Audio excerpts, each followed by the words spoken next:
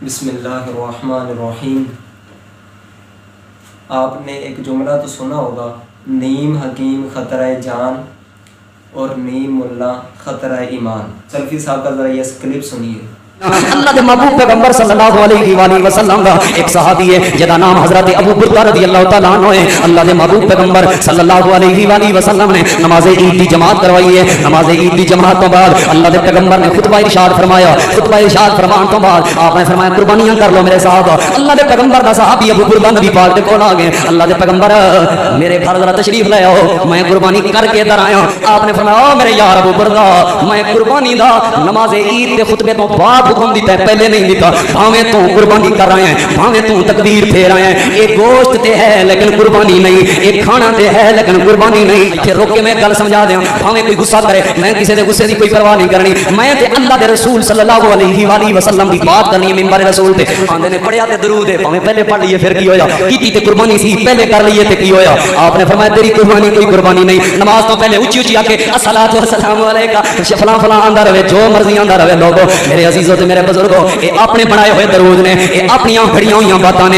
اللہ دے پیغمبر کی سنت کیا ہے؟ آپ نے فرمایا جدوں اذان سنو، اذان دے جواب دیو ما صلو علیہ، کسی بھی کتاب دے اندروں منع کٹ کے دیکھ لو، پھر مجھ پر درود پڑھو۔ یہ پھر پہلے واسطے نہیں ہوندا، پھر بعد واسطے ہوندا ہے، پھر مجھ پر درود پڑھو۔ یعنی پہلے اذان سننی ہے، اذان دا جواب دینا ہے، تے جواب دین تو بعد ثم صلو علیہ، پھر مجھ پر درود پڑھو۔ اے دا مطلب ہے اذان تو بعد درود پڑھنا نبی پاک دی سنت ہے۔ تے جڑا بندہ دعا پڑھے اللہم رب هذه الدعوۃ التامہ والصلاۃ القائمہ، یہ مکمل دعا پڑھ۔ تو جب قربانی عید نماز سے پہلے نہیں ہوتی تو پھر درود پاک اذان سے پہلے کیسے ہو جاتا ہے؟ یہ اس نے دلیل بیان کی ہے۔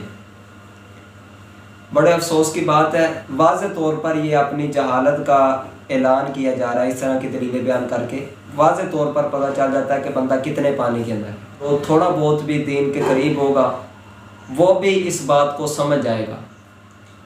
وہ حدیث پاک سنیے گا جس میں نبی پاک علیہ الصلوۃ والسلام نے قربانی کے بارے میں بتایا۔ بخاری شریف کی 5545 جو چیپٹر ہے قربانی والا، اس کی پہلی ہی حدیث حضرت براء رضی اللہ تعالیٰ عنہ فرماتے ہیں قال النبی صلی اللہ تعالیٰ علیہ وسلم ان اول ما نبدأ به فی یومنا ھذا ان نصلی۔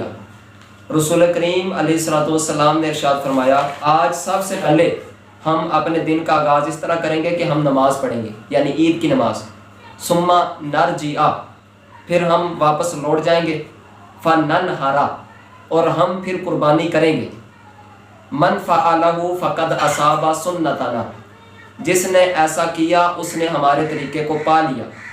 ومن ذبح قبل فانما هو لحم قدمہ لأہلہ لیس من النسک فی شیء، فرمایا جس نے پہلے قربانی کر لی، یعنی عید نماز سے پہلے قربانی کر لی، فرمایا یہ تو صرف یہ گوشت ہی ہے جو اس نے اپنے گھر والوں کے لیے پہلے کر لیا، اس کا قربانی سے کچھ تعلق نہیں، یعنی وہ قربانی نہیں ہے۔ حضرت ابو بردہ بن نیار قد ذبح، انہوں نے پہلے قربانی کر لی تھی۔ فقال ان عندی جزا، عرض کی حضور میرے پاس اب 6 ماہ کا ایک موجود ہے بکری کا بچہ۔ قال اذبحها ولن تجزی عن احد بعدک، فرمایا تم اب 6 ماہ کا بھی کر لو، ہاں تمہارے بعد کسی کو بھی اجازت نہیں ہے۔ تو یہ حدیث پاک ہے۔ اس طرح کی اور بھی بہت ساری روایات ہیں۔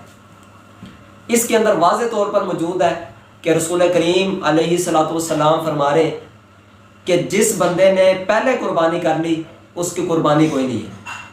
تو کیا اس طرح کی کوئی روایت ہے، کوئی حدیث پاک ہے، کوئی رسول کریم علیہ السلام کا فرمان ہے کہ جس میں نبی پاک علیہ السلام نے یہ ارشاد فرمایا ہو کہ جو اذان سے پہلے درود پڑھے اس کا درود نہیں ہے کوئی؟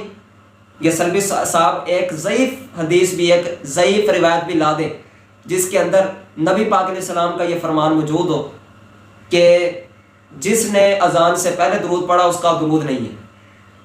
کوئی بھی نہیں لا سکتے، کوئی ایک حدیث ہے ہی نہیں جس کے بارے میں واضح طور پر صحیح ترین احادیث جو متواتر تک پہنچے، متواتر درجے تک، کہ حضور فرما رہے ہیں کہ جس نے قربانی کر لی، قربانی عید سے پہلے کر لی، اس کی قربانی نہیں۔ اس کو دلیل بنا رہے ہیں درود شریف کے لیے کہ جو اذان سے پہلے درود پڑھے گا وہ بھی اسی طرح ہی ہے۔ یہ دیکھیے یہ ہے قیاس، اور اس کو علماء کہتے ہیں قیاس مع الفارق، یعنی کوئی قیاس بنتا ہی نہیں۔ اور یہ باتیں کرتے ہیں بڑے بڑے مجتہدین کو، امام اعظم ابو حنیفہ، امام مالک ان کے بارے میں بات کرتے ہیں کہ یہ حضور کے خلاف آتے ہیں، اور خود اپنی کیفیت یہ ہے کہ جو واضح طور پر جو نبی پاک علیہ السلام کا فرمان ہے کہ جس نے پہلے قربانی کرنی اس کی قربانی کا اس سے کوئی تعلق نہیں، اس کو واضح فرمان جو ہے اس کو دلیل بنا رہے اذان سے پہلے جس کے بارے میں کوئی فرمان نہیں۔ وہ حدیث پاک مسلم شریف کے اندر موجود ہے، اذان ہو جائے ثم صلوا علیہ، پھر مجھ پر درود پڑھو، پھر یہ دعا پڑھو اللہم رب ہذہ الدعوہ۔ لیکن یہ کوئی روایت نہیں کہ پہلے نہ پڑھنا، یا جو پہلے پڑھے گا اس کا درود نہیں ہوگا۔ لیکن اب اس کو قربانی والی بات کو اس درود کی بات کے ساتھ دیکھیے کس طرح ملایا جا رہا ہے۔ تو یہی ہے نیم ملا ہونا، کہ مکمل یعنی پتہ ہی نہیں قاعدوں کا، یہ پتہ نہیں ہے کہ ممانعت کب ثابت ہوتی ہے اور حکم کب ثابت ہوتا ہے، اور دین کی تشریح کے لیے ایسے کہہ رہے ہیں کہ جیسے کہ ہم سے بڑا کوئی دین کا کوئی مبلغ ہے ہی نہیں۔ بات عرض کروں، اگر تمہاری یہی بات کو لے لینا کہ نبی پاک علیہ السلام نے یہ فرمایا کہ اذان جب ہو جائے پھر درود پڑھو پھر دعا پڑھو، اس اعتبار سے تو ایسا ہے کہ پھر ہم اذان سے پہلے کچھ بھی نہیں کر سکتے، بس اذان دیں گے اس سے پہلے نہ دعا کر سکتے ہیں نہ درود پڑھ سکتے ہیں۔ اب یہ ابو داؤد شریف کی حسن سند کی روایت آپ کے سامنے عرض کرتا ہوں، ابو داؤد شریف کی 519 نمبر روایت ہے۔ حضرت عروہ بن زبیر جو ہیں، یہ بنو نجار کی ایک عورت سے روایت کرتے ہیں، وہ عورت بیان کرتی ہیں قالت کانا بیتی من اطول بیت کانا حول المسجد، جو مسجد کے ارد گرد گھر تھے ان گھروں میں سے میرا گھر سب سے اونچا تھا۔ فکانا بلال یؤذن علیہ الفجر، حضرت بلال رضی اللہ تعالیٰ عنہ کہتی ہیں کہ میرے گھر کی چھت پر چڑھ کے فجر کی اذان دیتے تھے۔ فیاتی بسحرین، اب بتائیے کس طرح اذان دیتے تھے، کہتی ہیں کہ وہ سحری کے وقت آ جاتے۔ فیجلس علی البیت ینظر الی الفجر، کہتے ہیں کہ وہ چھت پر بیٹھ جاتے اور فجر کا انتظار کرنے لگتے۔ فاذا رآہ تمتع، جب دیکھتے کہ اب فجر کا وقت قریب ہو گیا، ثم قال، پھر یوں دعا کرتے اللہم انی احمدک واستعینک، کہ اے اللہ میں تیری حمد بیان کرتا ہوں اور تجھ سے مدد مانگتا ہوں، علی قریش ان یقیموا دینک، قریش کے بارے میں تجھ سے مدد مانگتا ہوں کہ وہ تیرے دین کو قائم کرے، یہ دعا کیا کرتے۔ ثم یؤذن، پھر حضرت بلال اذان دیا کرتے۔ قالت واللہ ما علمتہ کان ترکھا لیلۃ واحدہ، یعنی حاضر الکلمات، وہ عورت فرماتی ہیں کہ جب بھی اذان دی اس سے پہلے یہ دعا کی۔ اب ذرا یہ جو دلائل یہ استدلال کرنے والے ان سے سوال ہے کہ نبی پاک علیہ السلام نے تو فرمایا تھا کہ اذان جب ہو جائے پھر درود پڑھو پھر دعا کرو، اور دعا کے کلمات بھی بتائے، اس سے پہلے کہ کوئی دعا کوئی نہیں، نبی پاک علیہ السلام کا فرمان موجود کہ یہ دعا کرنی ہے یہ کرنی ہے۔ حضرت بلال رضی اللہ تعالیٰ عنہ ہر اذان سے پہلے یہ دعا کر رہے ہیں اور کہتی ہیں کہ میں نے ہر اذان سے پہلے ان کے کلمات کو سنا ہے، اس کا مطلب ہے اونچا کرتے تھے یہ دعا۔ تو اب یہ دعا کرنا جب پہلے درست ہے تو اسی طرح درود پاک پڑھنے بھی درست ہے، کیونکہ قرآن پاک میں حکم بالکل عام ہے، ان اللہ و ملائکتہ یصلون علی النبی، بے شک اللہ اور اس کے فرشتے نبی پر درود بھیجتے ہیں۔ یا ایھا الذین آمنوا صلوا علیہ وسلموا تسلیما، اے ایمان والو تم بھی ان پر درود بھیجو اور خوب سلام بھیجو۔ اس میں حکم ہے کہ درود اور سلام بھیجو، اس کے اندر کوئی یہ نہیں ہے کہ اذان سے پہلے نہ بھیجنا، اذان کے بعد بھیجنا، یا فلاں وقت بھیجنا ہے فلاں وقت نہیں بھیجنا، اس کے اندر اس طرح کا کوئی بات نہیں، صرف یہ درود بھیجو۔ اور اس کے بعد ان آیات کی تشریح نبی پاک علیہ السلام نے فرمائی ہے، لیکن یہ ہر کسی نے کہا کہ فلاں وقت تم نے درود نہیں پڑھنا۔ جب رسول کریم علیہ السلام منع نہیں فرما رہے تو آج کل کے 1400 سال بعد آنے والے مولوی کیسے منع کر سکتے ہیں کہ اذان سے پہلے درود نہ پڑھو؟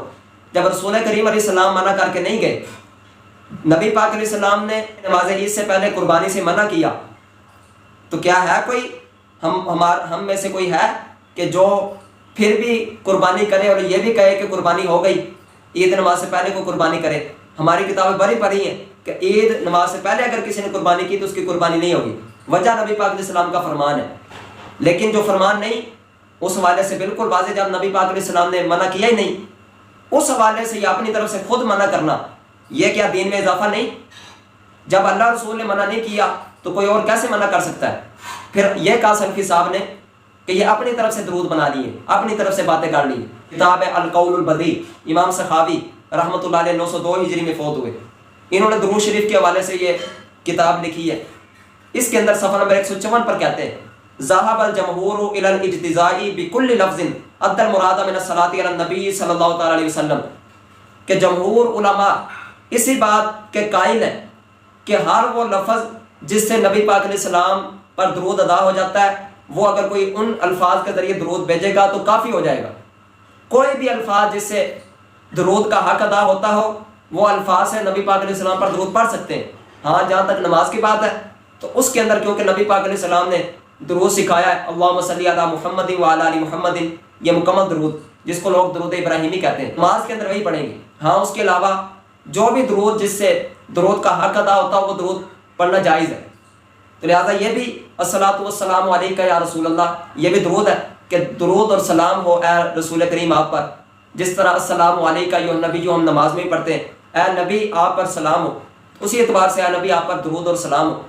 بلکہ یہ لکھا بھی ہوا مزید کہ بعض علماء نے تو یہ بھی کہا لو کان فی اثناء التشہد الصلاۃ والسلام علیکہ ایھا النبی، کہ اے نبی آپ پر درود اور سلام ہو. اگر کوئی اتحیات میں بھی کہے گا اجزاؤ تو اتنا بھی جائز ہے. لہٰذا یہ تو صرف نماز کی بات تھی، وہاں پر جائز قرار دیا، تو نماز کے علاوہ تو جو چاہے درود پڑھ لیں. وہی منع ہو سکتا ہے جس سے نبی پاک علیہ السلام نے منع کیا ہو، اور نبی پاک علیہ السلام نے کسی سے منع نہیں کیا. اور پھر اگلی بات یہ محدثین کے اگر حوالے دیکھیں تو بہت سارے محدثین کی آپ کتابیں تو اٹھائیے کہ اصحاب نے درود ابراہیمی یا جو درود یہ مانتے ہیں صرف وہی لکھے یا اس کے علاوہ بھی لکھے ہیں. مسلم شریف کے آغاز دیکھیے، اس کے اندر یہ ذرا غور سے دیکھیں کہ کیا درود پاک امام مسلم لکھ رہے ہیں. اسی طرح بلکہ یہ ان وہابیوں کا 1250 میں مرا قاضی شکانی، ذرا اس کی کتاب دیکھیے، مشہور کتاب ہے نیل الاوتار، اس کے اندر دیکھیے کیا درود پاک لکھ رہا ہے والصلاۃ والسلام علی المنتقی من عالم الکون والفساد. تو یہ درود پاک یہ کس نے کہا تھا؟ یہ کس صحابی نے پڑھا ہے؟ یہ نبی پاک علیہ السلام نے کب فرمایا کہ یہ درود مجھ پر پڑھو؟ یہ کس تابعی کا، یہ کس تبع تابعی کا؟ لیکن یہ خود اپنی طرف سے درود کے الفاظ لکھیں. جب یہ ان کے مولویوں کے جائز ہو گئے تو اب یہ کہتے ہیں کہ یہ اپنی طرف سے گاڑی ہے. کبھی یہ نیل الاوتار کھول کے بھی دکھاؤ نا کہ یہ دیکھو ہمارا مولوی جو بڑا گزرا ہے اس نے اپنی طرف سے درود گا لیا ہے، اور پھر اس کی کتاب یہاں تک لکھا جا رہا ہے، یہاں تک چھپی جا رہی ہے. اس کے علاوہ اس کی ایک دوسری کتاب ہے شرح الصدور، اس کے اندر لکھتا ہے والصلاۃ والسلام علی سید المرسلین. تو یہ درود کس حدیث پاک میں آیا؟ لہٰذا اس لیے ان ساری باتوں پر غور کریں گے تو بات بالکل واضح ہو جائے گی کس بات کو کس بات سے ملانا ہے اور قیاس کس طرح کیا جاتا ہے. اللہ تعالیٰ سمجھنے کی توفیق عطا فرمائے. وما علیہ الا البلاغ.